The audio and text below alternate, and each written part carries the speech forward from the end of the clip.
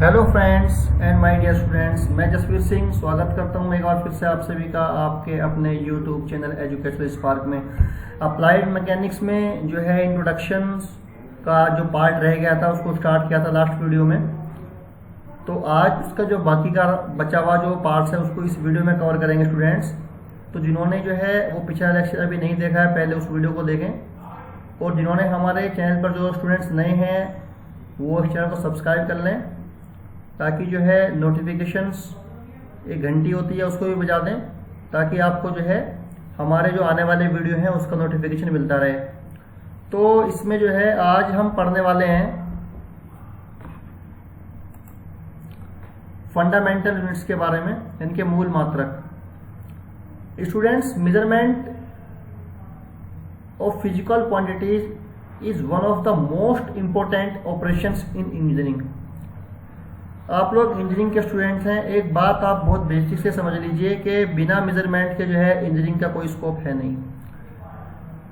Measurement एक बहुत ही important tool है जो ये डिसाइड करता है कि जो भी प्रोडक्ट या जो भी आप कोई एक्सपेरिमेंट कर रहे हो या फिर कोई प्रोडक्ट बना रहे हो, बिना मेजरमेंट के वो जो है बनना इम्पॉसिबल है। अगर बनेगा भी टेढ़ा मेढ़ा बनेगा। तो जब से जो है ये यूनिवर्स एग्जिस्ट करता है या फिर जब से जो है मानव जीवन धरती पर विकसित हुआ है और जब से जो है नए नए टर्म्स हम लोग देख रहे हैं, जो नए नए एक्सपेरिमेंट्स आ रहे हैं, तो बिना मेजरमेंट्स के जो है वो चीज़ जो है बनना पॉसिबल नहीं है।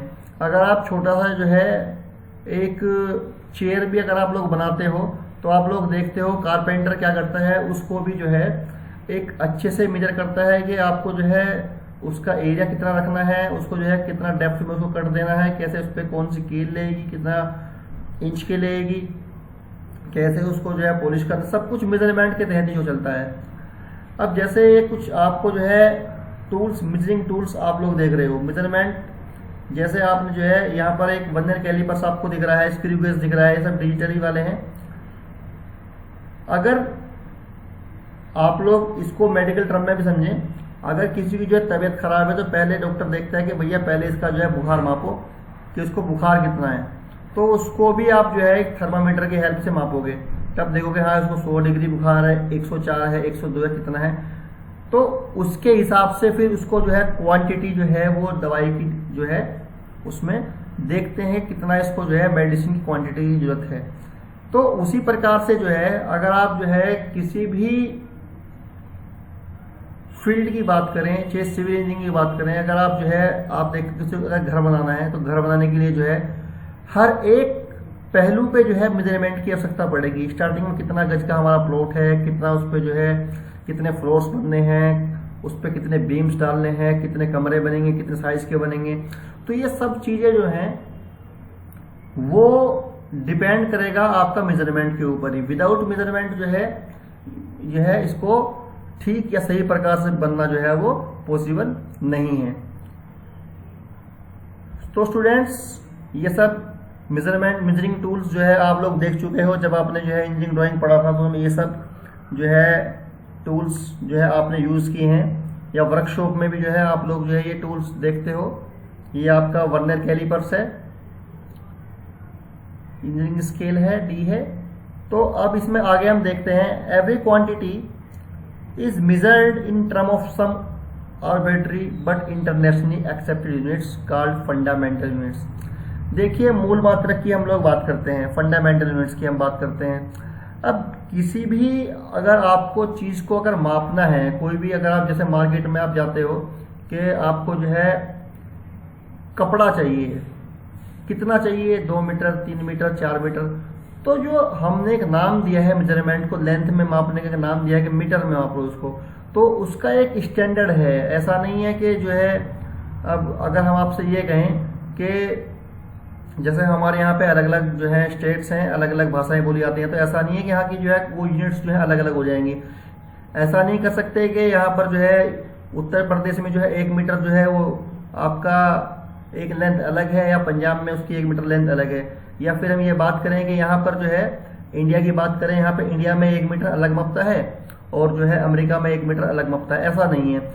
मतलब इंटरनेशनली एक्सेप्टेड होनी चाहिए। मतलब इन्होंने क्या किया है, एक जो है संस्था है, तो उन्होंने इंटरनेशनली जो है कुछ यूनिट्स बनाए गए हैं, उनके जो है वो सेव किए गए हैं जो डाटा है कि भैया 1 मीटर इतना ही होगा, 1 किलो जो है वो इतना ही होगा, तो या 1 सेकेंड टाइम जो है वो इतना ही होगा। इसमें ऐसा नहीं है कि कोई चेंज कर देगा। तो ये होते हैं आपके फंडामेंटल यूनिट्स, जिसमें आप जो है कुछ चीज़ों को मेजर करते हो। All the physical quantities meet with in engineering mechanics are expressed in terms of 3 fundamental quantities. देखिए 3 बेसिक जो है मूल मात्रक होते हैं, 3 बेसिक फंडामेंटल 3 क्वांटिटी हैं, जैसे लेंथ है, लंबाई है, मास यानी कि द्रव्यमान, और तीसरा होता है टाइम यानी कि समय। ये 3 क्वांटिटी हैं। लेंथ लंबाई, लंबाई का मात्रक आपको पता है मीटर होता है। उसके बाद मास यानी कि द्रव्यमान, द्रव्यमान का जो है मात्रक किलोग्राम होता है। और टाइम यानी कि समय, समय का मात्रक सेकंड होता है। तो ये जो मैं मात्रक आपको बता रहा हूँ ये एमकेएस पद्धति के मात्रक हैं। इसमें क्या है, आगे आप लोग जो पढ़ोगे उसमें जो है अलग अलग तरह की पद्धतियां भी मैं आपको बताऊंगा कि कौन कौन सी जो है मेजरिंग प्रणालियां हैं या मापने की जो प्रणालियां हैं, कई तरह से हम जो है माप सकते हैं। जैसे मैं अगर लेंथ की बात करूं तो लेंथ जो है वो मीटर में भी मापती है, सेंटीमीटर में मापती है ना। ऐसी जो है मास जो है यानी कि द्रव्यमान वो पौंड में मापता है, वो जो है आपका किलोग्राम में मापता है। तो वो चीजें हम आगे डिस्कस करेंगे। उसके बाद आपका नेक्स्ट आता है ड्राइव यूनिट्स यानी कि व्युत्पन्न मात्रक। अब ये व्युत्पन्न मात्रक कौन से होते हैं? व्युत्पन्न मात्रक वो होते हैं जो आपके फंडामेंटल यूनिट्स की हेल्प से हम तैयार करते हैं। जैसे अब मैं आपसे कहूं कि एरिया है, एरिया यूनिट्स ऑफ एरिया। अब एरिया का मात्रक जो है, एरिया का मात्रक आपका होता है मीटर स्क्वायर, अगर हम एमकेएस की बात करें तो। अब जो एरिया का मात्रक मीटर स्क्वायर है, अब ये जो है ये कहां से आया? ये फंडामेंटल यूनिट से हमने जो है उसको बनाया। कैसे? अगर मैं मीटर मल्टीप्लाई बाय मीटर तो ये बनेगा आपका मीटर स्क्वायर। ऐसे ही आपका वेलोसिटी है, वेलोसिटी यानी कि वेग, वेग का मात्रक क्या होता है? मीटर पर सेकंड स्क्वायर, तो मीटर पर सेकंड। तो ये सब चीजें हैं। अब ऐसी एक्सेलरेशन है, त्वरण है, प्रेशर दाब है, दाब का न्यूटन पर मीटर स्क्वायर होता है। तो व्युत्पन्न मात्रक कौन से मात्रक हैं? ये वो मात्रक हैं जो आपके फंडामेंटल यूनिट्स, आपके जो है फंडामेंटल यूनिट्स की हेल्प से जो है बनाए जाते हैं। अब सिस्टम ऑफ यूनिट्स की बात करते हैं थोड़ा डिटेल्स में। जो है आप इसको जो है जब आप पढ़ेंगे, बहुत सिंपल सी चीजें हैं, वो मैं आपको जस्ट एक आइडिया आपको मैं दे रहा हूँ, वरना जितना इसमें आवश्यकता है उतना आप इससे भी समझ लोगे। जब हम ऑब्जेक्टिव टाइप क्वेश्चंस करेंगे तो उसमें जो इंपॉर्टेंट चीजें हैं, जो मतलब सिलेबस में कुछ क्वांटिटीज दे रखी हैं उस तरह की, तो उसको जो है वहां पे हम डिस्कस करने की कोशिश करेंगे। अब बात करते हैं इसमें सिस्टम ऑफ यूनिट्स के बारे में। अब देखिए, जैसे मैंने आपको बताया है कि एक इंटरनेशनल एक जो है एक ऑर्गेनाइजेशन है जो ध्यान रखती है कि जो है किस प्रकार से जो है जो मेजरमेंट के जो टूल्स हैं उनको जो है सेफ रखा जाए, उनके साथ कोई छेड़छाड़ न की जाए। ऐसा ना हो भैया कि हमारे यहाँ पे जो है 1 kg का सिस्टम ही बदल दिया है कि 1 किलो में इतना द्रव्यमान है तो उसको जो है वो चेंज कर दें। तो संस्थाएं होती हैं सरकार की जो है ध्यान रखती हैं इस पे, मेजरिंग जो मेजरिंग इंस्ट्रूमेंट होते हैं। आपने देखा होगा जो दुकानें होती हैं उन पे जो तोलने का जो रहता है कांटा, उसका भी जो है वो एक स्टैंडर्ड रहता है यहाँ पे, ठीक है। उसको bureau of Indian standard BIS कहते हैं। तो वो उस पे जो है वो निगरानी रखता है कि ये जो है इस पे कोई छेड़छाड़ नहीं कर रहे हैं। ऐसा तो नहीं है कि ये जो है पब्लिक का बेवकूफ तो नहीं बना रहे। अब सबसे पहले सिस्टम यूनिट्स में अगर हम बात करें तो पहले आता है CGS सिस्टम, CGS यूनिट्स। देखिए CGS यूनिट्स पहले आता था, इसको हम कहते हैं सेंटीमीटर ग्राम सेकंड। मतलब CGS सिस्टम जो होता था, CGS सिस्टम में जो है आपने जो है देखा होगा कि जो लंबाई है उसको मापते थे हम सेंटीमीटर में, उसके बाद जो द्रव्यमान था उसको ग्राम में मापते थे, और समय जो है वो सेकंड में मापता था। उसके बाद आपका आया foot pond second system, FPS system इसको बोलते हैं। मतलब इसमें आप लोगों ने ये चीज देखी होगी, कई बार जो लंबाई होती है वो फुट में मापती है। आज भी जो है बहुत सारे ऐसे आपके जो है फील्ड है जहाँ पे मेजरमेंट जो है, जो लंबाई वाली मेजरमेंट है वो हम जो है वो फुट में ही करते हैं। तो फुट पॉन्ड सिस्टम यानी कि जो लेंथ होगी वो फुट में मेजर की जाएगी, आपका जो है जो द्रव्यमान होगा वो पौंड में मेजर किया जाएगा, उस समय जो है वो सेकंड में मेजर किया जाएगा। उसके बाद देखिए अब इसमें भी कुछ परेशानी आनी स्टार्ट हो गई। अब इसको ठीक करने के लिए जो है फिर सिस्टम में थोड़ा और चेंज किया गया। जब चेंज किया गया तो अब उसके बाद एक नया सिस्टम निकल के आता है, वो आया आपका MKS सिस्टम, यानी कि मीटर किलोग्राम सेकंड। जो लंबाई है वो मीटर में मापेगी, द्रव्यमान किलोग्राम में मापेगा और आपका जो है समय जो है वो सेकंड में मापेगा।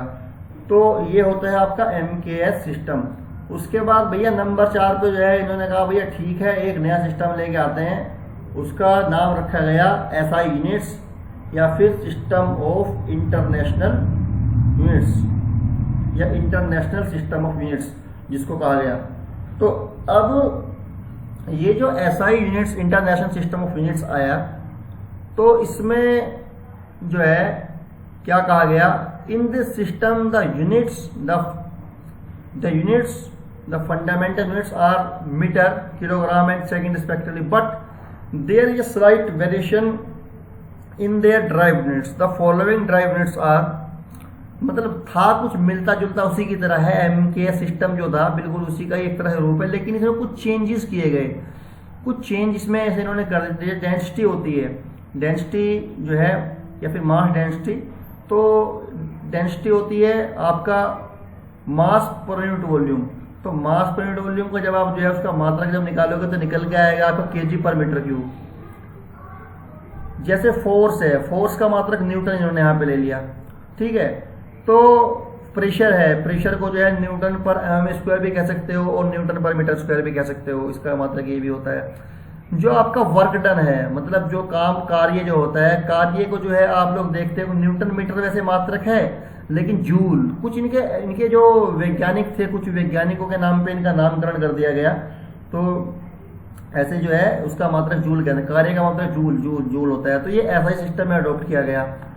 उसके बाद जो है पावर को जो है वाट से में डिनोट देखा गया है। पावर जो है जूल पर सेकंड जो है पावर होती है, तो उसको इन्होंने कहा भाई वाट से इसको डिनोट कर देते हैं। तो कुछ चेंजेस छोटे मोटे इसमें किए गए ऐसा सिस्टम में जो है। आपको अगर आप देखते हो तो पेपर में भी अगर आप पूछते हो कार्य का मात्रक क्या होता है तो नीचे 4 ऑप्शन लिखे आएंगे, जूल उसमें सही ऑप्शन होगा। जो है इसको ही अडॉप्ट ज्यादा करते हैं किताबों में भी। अब जो है इसके बाद बात करते हैं स्केलर क्वांटिटीज के बारे में। स्केलर क्वांटिटीज अदिश राशियां कहते हैं हिंदी में इसको, अदिश राशि। देखिए स्केलर क्वांटिटीज क्या होती हैं, यानी कि अदिश राशियां क्या होती हैं। द स्केलर क्वांटिटीज और sometimes known as scalars are those quantities which have magnitude only such as length, mass, time, distance, volume. मतलब जो है वो क्वांटिटी जिसके पास केवल और केवल मैग्नीट्यूड हो, डायरेक्शन ना हो, ये हम कहेंगे कि ये क्या है, ये आपका अदिश राशियां हैं। जैसे मैंने आपसे कहा ये लेंथ यानी कि लंबाई। अब लंबाई किसी भी डायरेक्शन में हो सकती है भैया, लंबाई तो लंबाई है।